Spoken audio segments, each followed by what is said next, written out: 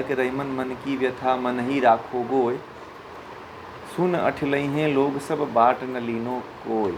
हैं कि जो मन की व्यथा है वो मन में ही रखना चाहिए, किसी से कहना नहीं चाहिए, नहीं तो लोग हंसते हैं। अठलई हूँ मतलब हंसते हैं, कोई बांटता नहीं है।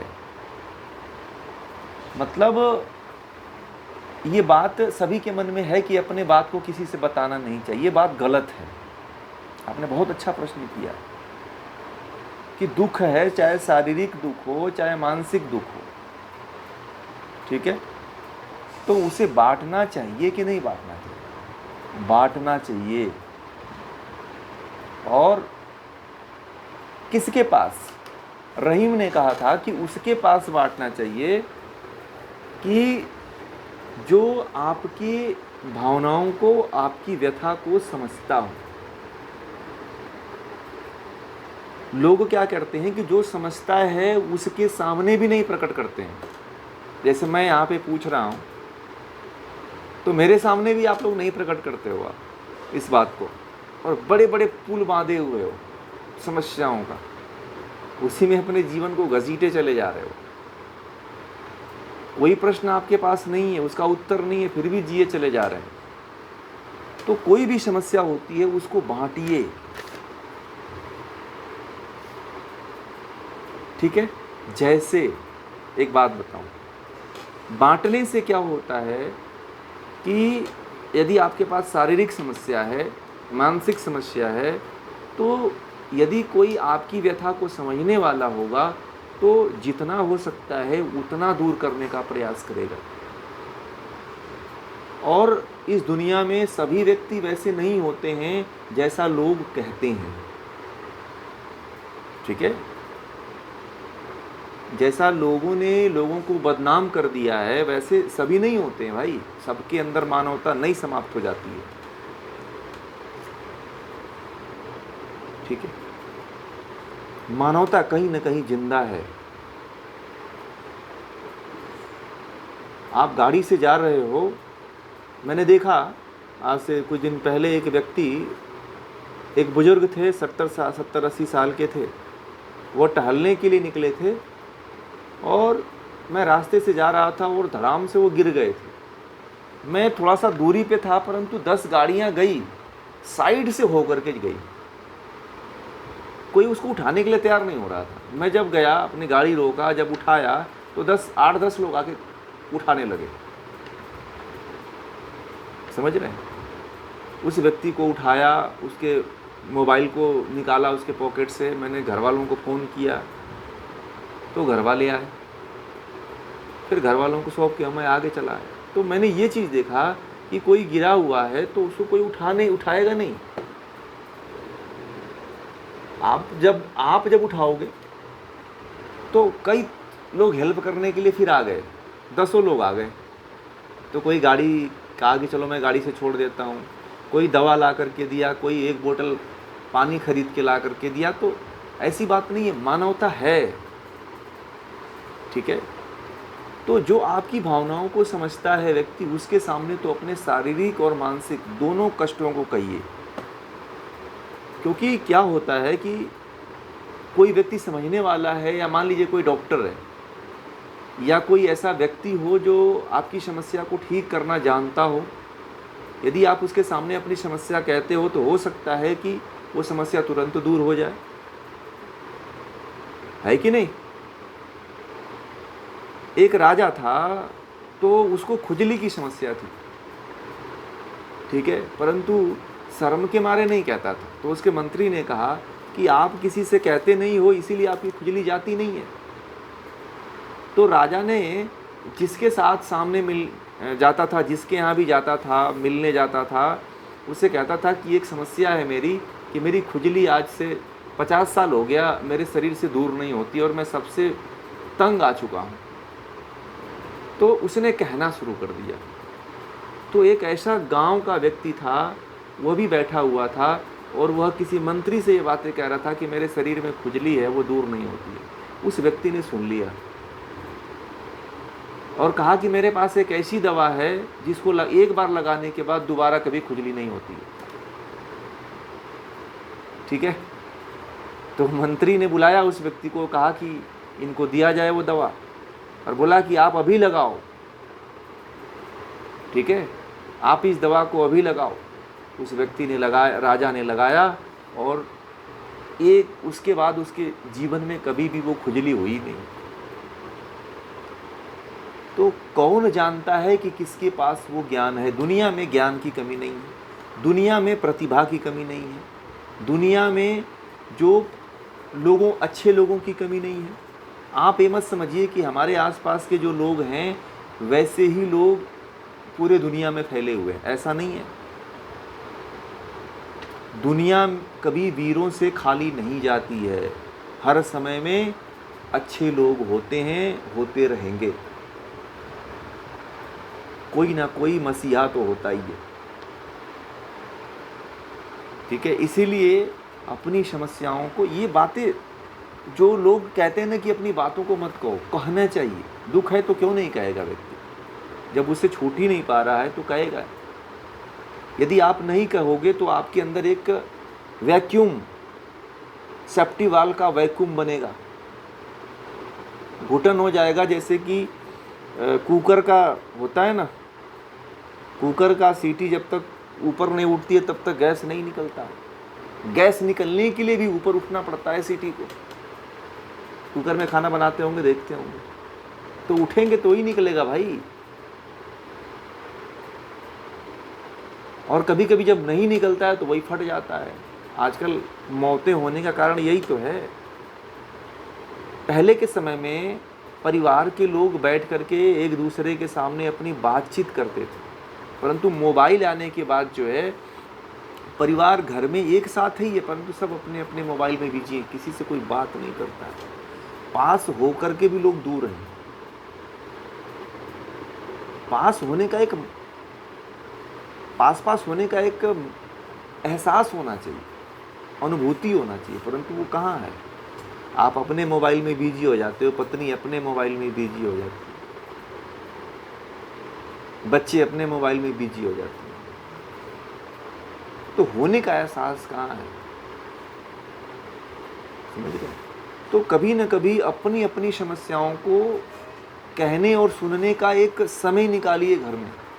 मैं तो यहाँ पे लोगों को कहता हूँ कि अपने घर में 1 घंटा ऐसा समय रखिए कि जिसके सामने पूरे खुल कर के बात कर सकें आप लोग। छोटे बड़े का एक आदर सत्कार होते हुए भी, एक मान सम्मान होते हुए, आप इतनी स्वतंत्रता रखो कि जब आपके पास आपका एक बच्चा आए, जब आपकी बहू आए, जब आपकी बेटी आए, चाहे पत्नी आए, चाहे कोई भी सदस्य आए, तो अपने दिल की बात आपके सामने रख सके। ऐसा माहौल घर में क्रिएट होना चाहिए। यदि ये क्रिएट हो जाता है तो कभी कोई हार्ट अटैक नहीं करेगा, कोई मरेगा नहीं, कोई आत्महत्या नहीं करेगा। आत्महत्याएं जितनी होती हैं वो इसी कारण से। 2000 कोरोना काल में एक घटना घटी, तो जिनकी घटना घटी उनकी बहू, उनकी सास हमारे यहाँ योग करने के लिए आती थी। तो 10 दिन से वो हमारे यहाँ योग नहीं करने आती थी, कुछ कारण था, पता नहीं, घर में कुछ समस्या हो गई। तो उनकी बहू जो है, जैसे ही सास, एक छोटा सा बच्चा भी था उनका, तो बच्चे लेकर के घुमाने गई, जैसे ही मौका पाई उसने तुरंत पंखे से लटक करके आत्महत्या कर ली। मात्र 10 मिनट का खेल रहा, 10 मिनट ही वो बाहर रही और बोल रही थी मुझे कि मैं 10 मिनट के लिए ही बाहर निकली थी, तब तक वो फांसी लगा के मर चुकी थी। क्यों? और जानते हैं क्या कारण था? एक छोटा सा कारण था। वो जिस लेटर को लिखी थी, वो लेटर में लिखी थी, मात्र थोड़ी सी बात को लेकर के उसने आत्महत्या कर लिया। उसमें ये लिखी थी कि मुझे घूमने के लिए और कपड़े पहनने के लिए छूट नहीं दी जाती है और मैं इससे बड़ा ही हैरान हूँ, मैं तंग आ चुका हूँ और इसलिए मैं आत्महत्या कर रहा हूँ। अगर इस मुद्दे पे बात हो जाती परिवार में, तो परिवार का सदस्य कोई ना कोई हल निकालता कि नहीं निकालता। अगर ये कह देती कि मैं आत्महत्या करने वाली हूँ, मुझे यदि ये आप लोग ये नहीं करने दोगे तो मैं आत्महत्या कर लूँगी, तो कोई ना कोई सदस्य तो इस चीज़ को समझ के इसकी हल निकालता। परंतु सबसे बड़ी बात होती है कि कोई किसी के सामने कोई बात कहने से डरता है।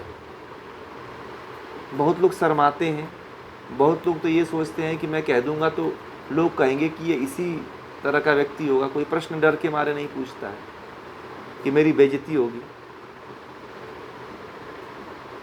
समझ रहे हैं? कहना बहुत जरूरी है, ऐसा अवसर थोड़ी आता है।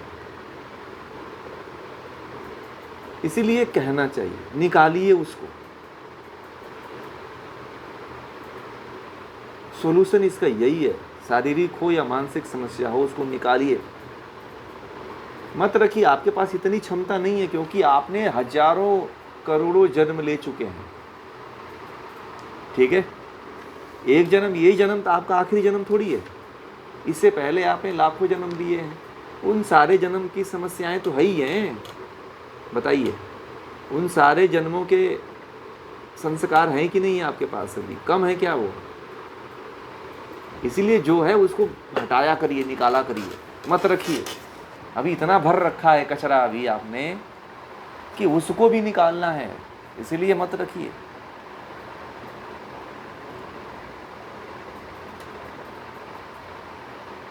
आप ये मत कहिए कि लोग क्या कहेंगे। हाँ, ये मत सोचिए कि लोग क्या कहेंगे। लोगों की मत सोचिए, क्योंकि आज आप मर जाओगे ना तो आपकी कोई बात नहीं करेगा। ये फलाना नाम का व्यक्ति था,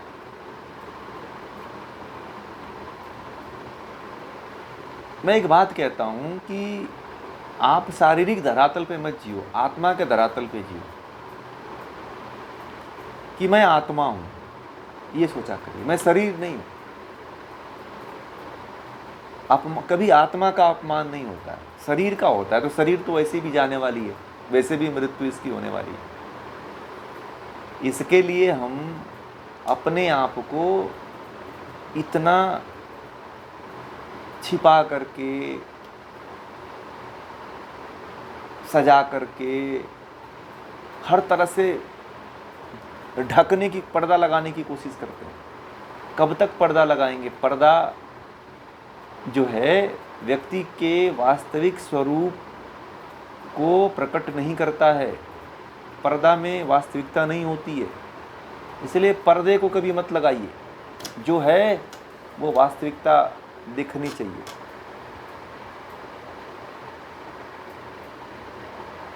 ठीक है, इसलिए जो भी आपकी समस्या हो उसको कहिए, परंतु जो समझने वाला है, जो आपके प्रश्नों का, आपकी बातों को सुन करके जो उसका जवाब देने वाला हो, जो आपकी समस्याओं को समझता हो, उसके सामने कहिए, सबके सामने मत कहिए। परंतु एक या दो व्यक्ति ऐसा होना चाहिए जिसके सामने अपने पूरे हृदय को खोल सको आप।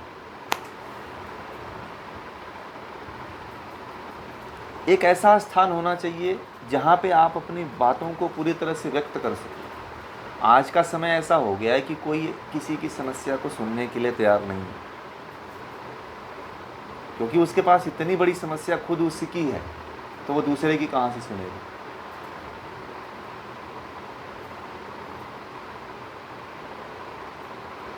ठीक है,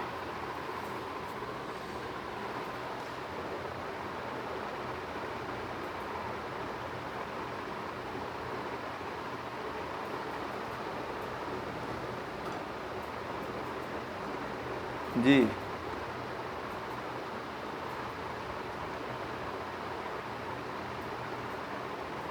हाँ, परंतु ये बनाना, ये रखना आपके पास जरूरी है ना कि अपने जीवन में कोई ना कोई तो व्यक्ति चुन लीजिए कि जो आपकी समस्याओं का, श्री कृष्ण तो एक होना ही चाहिए। ऐसा तो है नहीं कि श्री कृष्ण की कमी है। दुनिया में ऐसे व्यक्तियों की कमी नहीं है। तो ये आपका कर्तव्य बनता है कि आप जब बुरे व्यक्ति की संगति कर लेते हैं तो अच्छे व्यक्ति को ढूंढ के क्यों नहीं रखते हैं आप? आपका संपर्क हजारों लोगों से है, परंतु हजारों लोग सही नहीं है ना। एक व्यक्ति तो ऐसा रखिए जो आपके जीवन को आर पार पारदर्शी होकर के देख सके, जो आपको एक सही दिशा दे सके। आपके पास ऐसे व्यक्ति होना जरूरी है और हर व्यक्ति के पास होना चाहिए। पहले के जो राजा हुआ करते थे उनके कुलगुरु हुआ करते थे। जैसे राम के कुलगुरु कौन थे? वशिष्ठ थे। तो वशिष्ठ ऋषि ऐसे थे जो कोई भी समस्या आती थी तो राजा दशरथ या भगवान राम सबसे पहले उन्हीं से राय लेते। ठीक है, जो अयोध्या का पूरा संचालन हुआ वो कौन किया था? वशिष्ठ जी तो ही किए थे। राम के वनवास होने के बाद वशिष्ठ जी ही तो राम राज्य को चलाए थे भरत के सहारे। दशरथ के जब पुत्र नहीं हो रहे थे तो वशिष्ठ ने ही कहा कि इस ऋषि के पास जाइए और वो यज्ञ करवा देंगे तो आपके पुत्र संतान की प्राप्ति हो जाएगी। आज की बात को छोड़ दीजिए, भगवान श्री कृष्ण के काल में भी देख लीजिए, भगवान श्री कृष्ण के भी तो गुरु थे, अर्जुन के भी तो थे। इसीलिए ऐसा व्यक्तित्व आपके साथ होना चाहिए।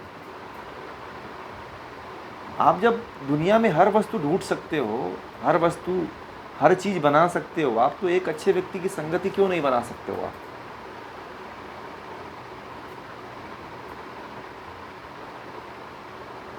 समझ रहे हैं? जिसके साथ ऐसा संबंध हो, निस्वार्थ भाव का संबंध हो, कोई स्वार्थ ना हो उसमें, ऐसा संबंध बनाने के लिए आप स्वतंत्र हो।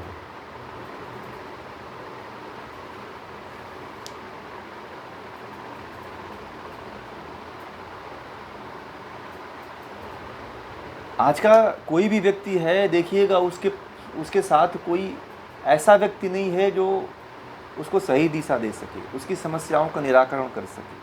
अकेले अपने आप को व्यक्ति समझता है कि मैं ही अपने आप को सब कुछ संभाल सकूंगा। देखिए, हमारी सामाजिक व्यवस्था ने स्त्री पुरुष का, पति पत्नी का एक संबंध बनाया था कि दोनों आपस में मिलकर के अपनी समस्या का निर्वाह करेंगे, परंतु ये समस्या कहीं ना कहीं, ये जो सामाजिक स्थिति थी कहीं ना कहीं गलत दिशा में बह गई। आज पति पत्नी एक दूसरे के सहारे न बन करके आज क्या बन गए हैं? घसीटते हुए नैया बन गए। एक इंजन है तो पीछे से डब्बा है। दोनों को इंजन होना चाहिए, बल्कि एक इंजन बना हुआ है, एक डब्बा बना हुआ है। ठीक है, इसलिए जो शादी का कंसेप्ट हमारे ऋषियों ने बनाया था, उस कंसेप्ट को शायद मालूम नहीं है लोगों को। न पति को मालूम है, न पत्नी को मालूम है कि एक दूसरे का सहारा जीवन में, उसके समस्याओं में, उसकी परिस्थितियों में सहयोग देने के लिए बना था, न कि समस्याएं, परिस्थितियां उत्पन्न करने के लिए बना था। आज तो पति पत्नी का संबंध केवल भोग तक ही है कि भोगो, मजे लो, बस। अब वो चीज़, वास्तविकता तो खत्म हो गई ना कि किसके लिए हमारी शादी हुई थी। मैं तो पूछता हूँ, बहुत लोगों से कहता हूँ कि शादी का मतलब क्या है, तो लोग नहीं बता पाते। कहते हैं कि बाल बच्चा पैदा करो, ये करो, वो करो। बाल बच्चा पैदा करना भी कोई प्रमुखता नहीं है। शादी का तात्पर्य है कि पति पत्नी मिलकर के मोक्ष मार्ग की तरफ अग्रसर हों। विवाह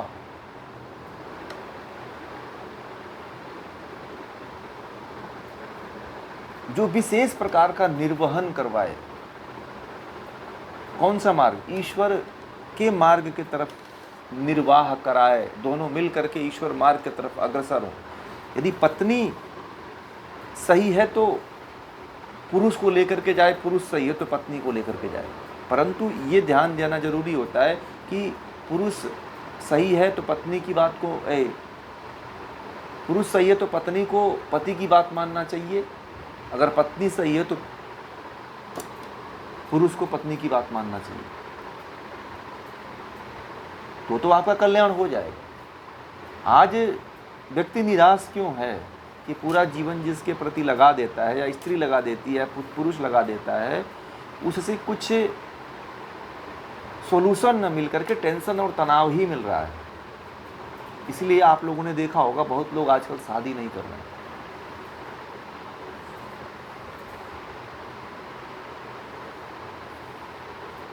इसीलिए नहीं कर रहे कि उसके अनुकूल हम जिस लिए शादी करने के लिए तैयार हुए थे वो तो समस्या और तनाव में बदल गई,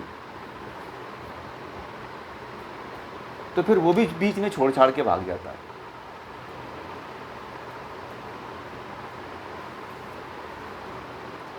आजकल आज का जो संबंध जुड़ रहा है वो केवल भोग के लिए जुड़ रहा है, केवल भोग को भोग।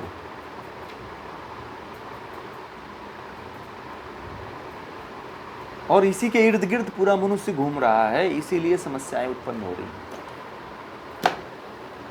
एक दूसरे का सहारा ईश्वर को प्राप्त करने के लिए बनना है, न कि यहाँ पे दाल कम है, नमक कम है, इसके लिए लड़ाई करो।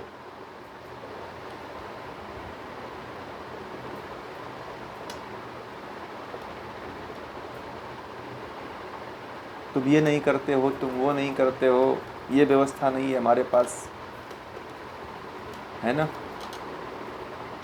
हमारे पास ये नहीं है, हमें तुम ऐसे नहीं हो, हम वैसे नहीं हैं, तुम वैसी नहीं हो, हम वैसे नहीं हैं। बात समझ में आ गई? जो व्यक्ति जैसा है उसको वैसे ही स्वीकार करके परमात्मा की तरफ आगे बढ़ने का प्रयास व्यक्ति जब करने लगेगा कि हमारा जन्म और हमारा विवाह तो दूसरे के लिए चीज़ के लिए हुआ है ना, एक दूसरे को सहारा देने के लिए कि जब मेरी नैया डगमगाए तो तुम संभाल लेना, और जब तुम्हारी नैया डगमगाए तो मैं संभाल लूँगा। परंतु किधर संसार में चलने के लिए थोड़ी।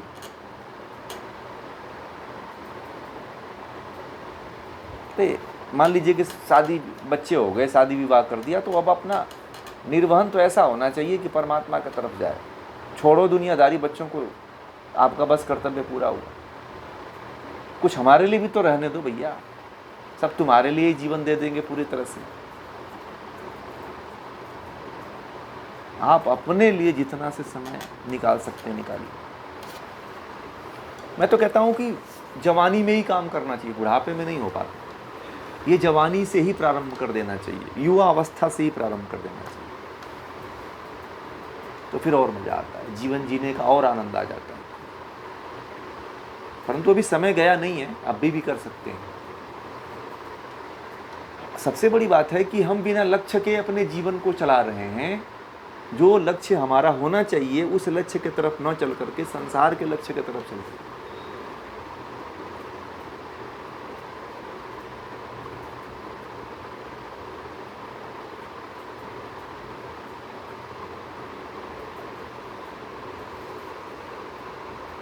व्यक्ति ऐसे ऐसे कामों पे अपना समय व्यतीत करता है, जैसे व्यक्ति कोई रिटायरमेंट हो गया, तो रिटायरमेंट होकर के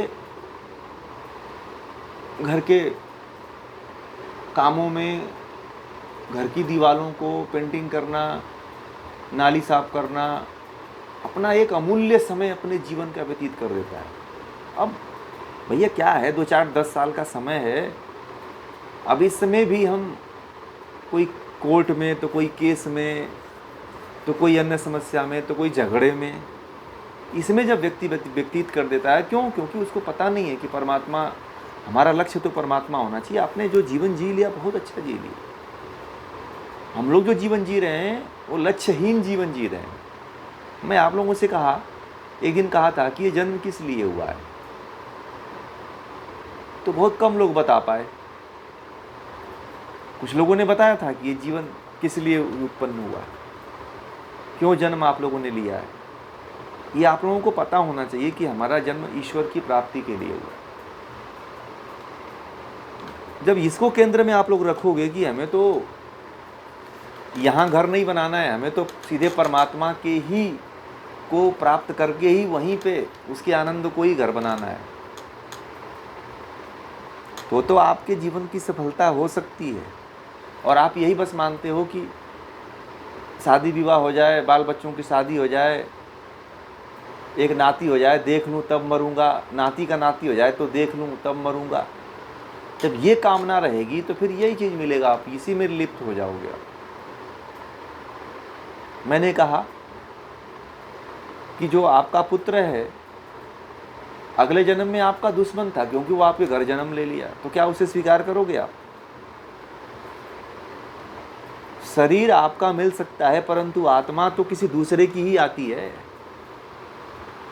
आप लोग क्यों नहीं मानते हैं इस चीज को? आपका लड़का ही क्यों ना हो, आपकी लड़की ही क्यों ना हो, शरीर आपका हूबहू आपका चेहरा मिलेगा, परंतु वो जो आत्मा आएगी, क्या आत्मा आपकी है? बताइए, हैं? वो तो आत्मा किसी और की है ना। हो सकता है कि कचरे वाले की ना हो सकता है कि जो राक्षस हो उसकी आत्मा आ गई हो आपके बेटे के रूप में, बेटी के रूप में।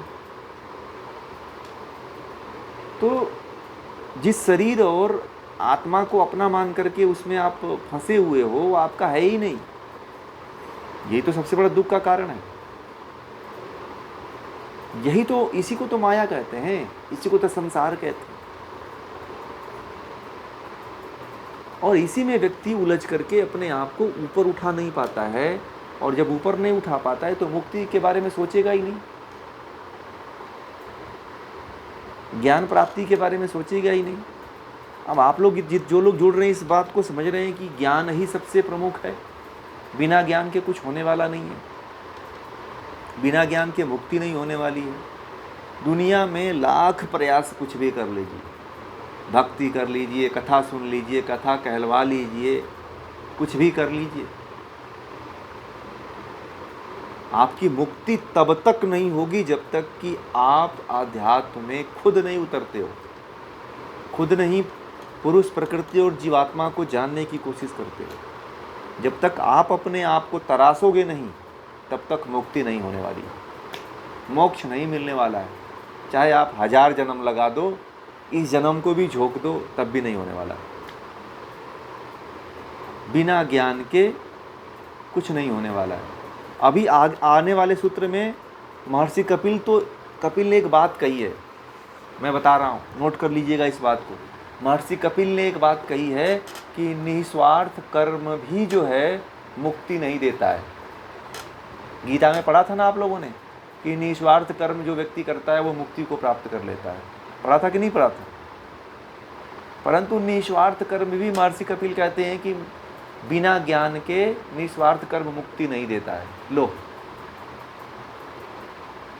ये भी गया हाथ से।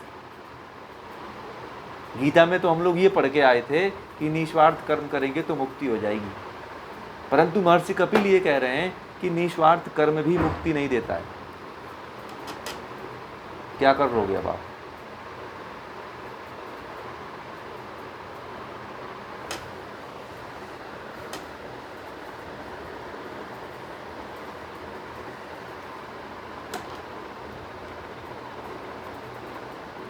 तो एक ही रास्ता बचता है, वो यही बचता है कि ज्ञान की प्राप्ति करो। किस ज्ञान की? जीवात्मा की। मतलब स्वयं को जानो, प्रकृति को जानो और ईश्वर को जानो, तो ही मुक्ति हो सकती है, नहीं तो मुक्ति नहीं हो सकती है। आप चाहे आज शुरू कर लो, चाहे अगले जन्म में शुरू करना, आध्यात्म की यात्रा यहीं से शुरू होती है। हमारे देश के लोग बड़े दूर हैं, पहले ऐसा नहीं था। पहले तो बड़े बड़े ज्ञानी हुआ करते थे और मोक्ष मार्ग की तरफ जाया करते थे। आध्यात्म को लोग सोचते हैं ना कि हम कथा कहलवा देंगे, पूजा पाठ करवा देंगे तो हम मुक्त हो जाएंगे, गंगा स्नान करवा देंगे, वहाँ जाएंगे, ब्राह्मणों को खिला देंगे तो इससे हमारा कल्याण हो जाएगा। सब कर्मकांड है, इससे कुछ होने वाला नहीं है। मैं बता दूं आप लोगों को पहले, ये केवल मन को बहलाने का एक तरीका है। महर्षि कपिल कहते हैं कि जब तक नहीं जानोगे तब तक कुछ नहीं होने वाला है। मरोगे, बार बार जन्म लोगे, यही चक्रम चलता रहेगा। अपने आप को संतुष्ट करते रहोगे, गंगा स्नान करोगे, तीर्थ करोगे, कुछ नहीं होने वाला। महर्षि कपिल ने तो यहाँ तक ये कह दिया है कि जो वेदों में कर्मकांड बताया गया है उससे भी मुक्ति नहीं मिलती है। ये भी सुन लीजिए, अगले वाले सूत्र में सब है ये बात। महर्षि कपिल ने यह भी कह दिया है कि जो वेदों में कर्मकांड बताया गया है उस कर्मकांड से भी मुक्ति नहीं मिलती है।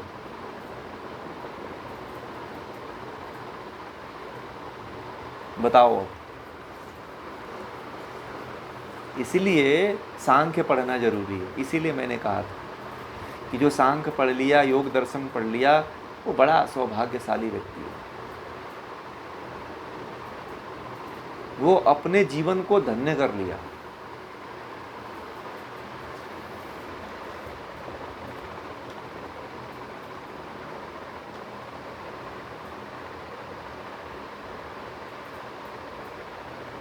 समझ में आ गई बातें? इसलिए जब भी मौका मिले आप अपने दुख को व्यक्त करिएगा, चाहे शारीरिक हो चाहे मानसिक। किसी बात को बिना प्रयोग किए हुए सुन करके मानने का प्रयास मत करिए।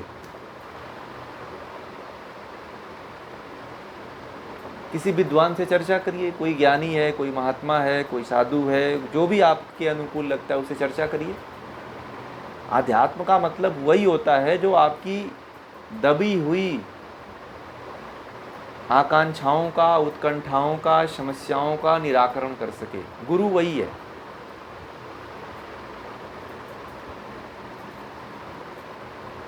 आप समस्याओं का, पाप का, कचरे का गठरी बांधे हुए हो, ठीक है, और मुक्ति के मार्ग के तरफ जा रहे हो, तो जा पाओगे क्या? वो गठरी ही आपको लेकर के डुबो देगी, कभी नहीं पार हो पाओगे। इसलिए पहले उस गठरी को खोल करके फेंको आप। इसीलिए मैं कहता हूं समस्याएं पहले खत्म करो, हल्के हो जाओ तो जल्दी मुक्त हो जाओगे।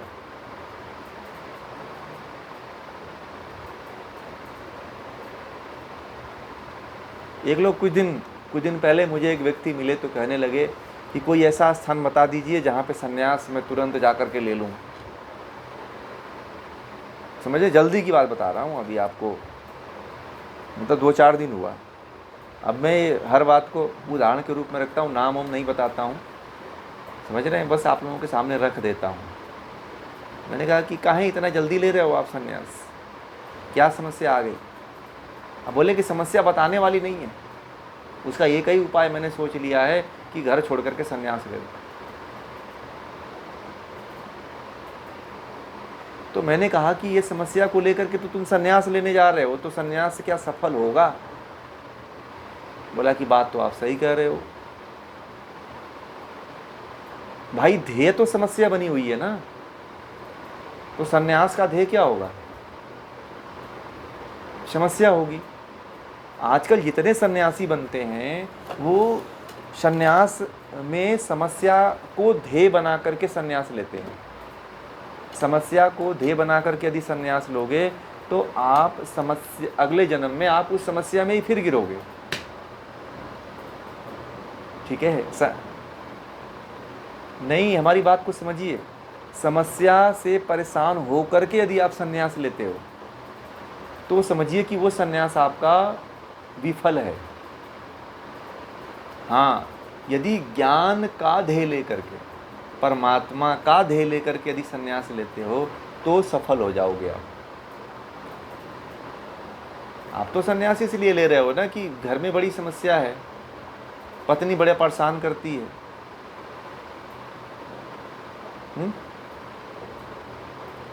एक व्यक्ति हैं, हमारे मित्र हैं, वो गए थे नर्मदा परिक्रमा में, तो बड़े ही खोजी प्रवृत्ति के आदमी हैं। तो बोले कि मुझे 20 से 25 युवा ऐसे मिले जिनसे मेरी बात हुई तो अपनी पत्नी से परेशान होकर के वो नर्मदा के तट पे गेरुआ वस्त्र धारण करके बैठे हुए। खाने के लिए भोजन मिल जाता है और वहीं पे सोते हैं, वहीं पे खाते पीते हैं, वहीं पे घूमते हैं।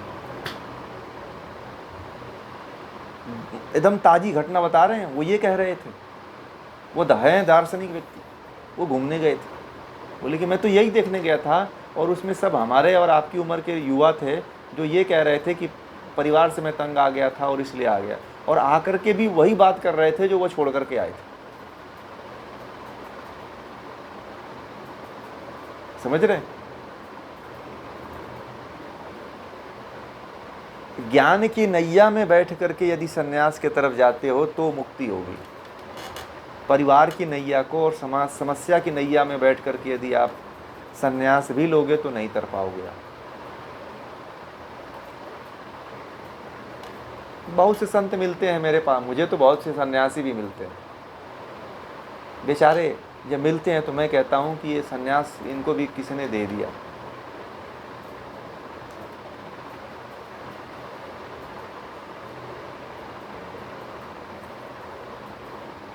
मन में वही व्यथा है, वही घर द्वार, वही रुपए पैसे की आह भरी हुई है कि मैं इतने धन दौलत छोड़ करके आ गया। लोग भीख नहीं देते हैं, वही तरसते रहते हैं, वही उसी की याद में साधु बने हुए फिर रहे हैं। तो क्या मतलब है साधु बनने का? आप लोग बताओ, कोई मतलब है?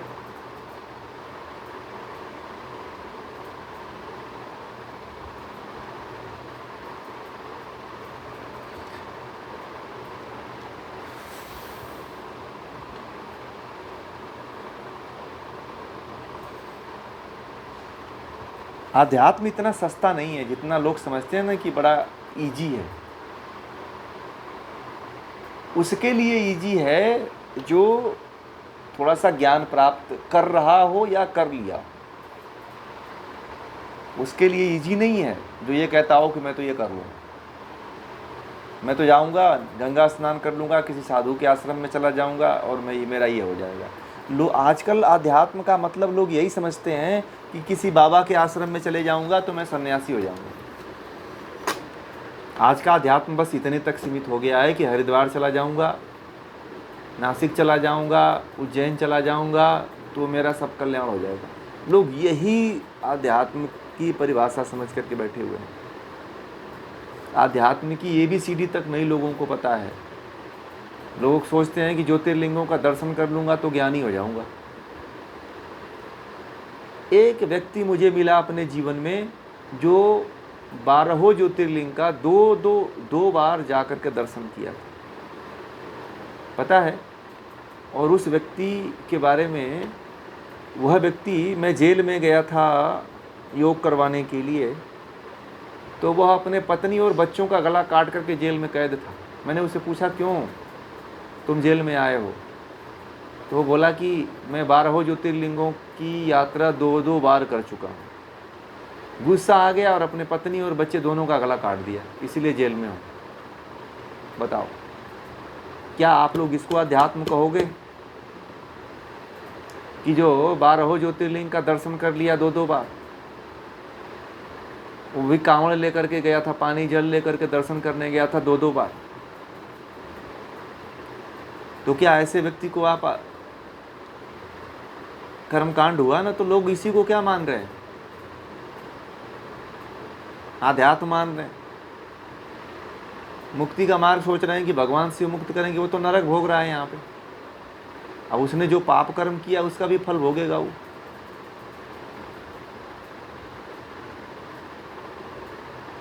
तो अज्ञानता के कारण हो रहा है ना ये सब।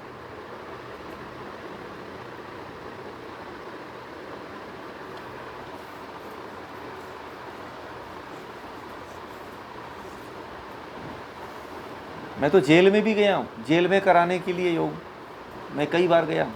वहाँ पे एक से एक मुजरिम होते हैं कि जो आप सुनेंगे तो दंग रह जाएं। परंतु ये सुनने के बाद पता चलता है कि अगर वास्तविक ज्ञान और वास्तविक दिशा होती और अच्छे व्यक्ति की संगति होती तो शायद ये सब अच्छे होते, इतने बुरे नहीं होते।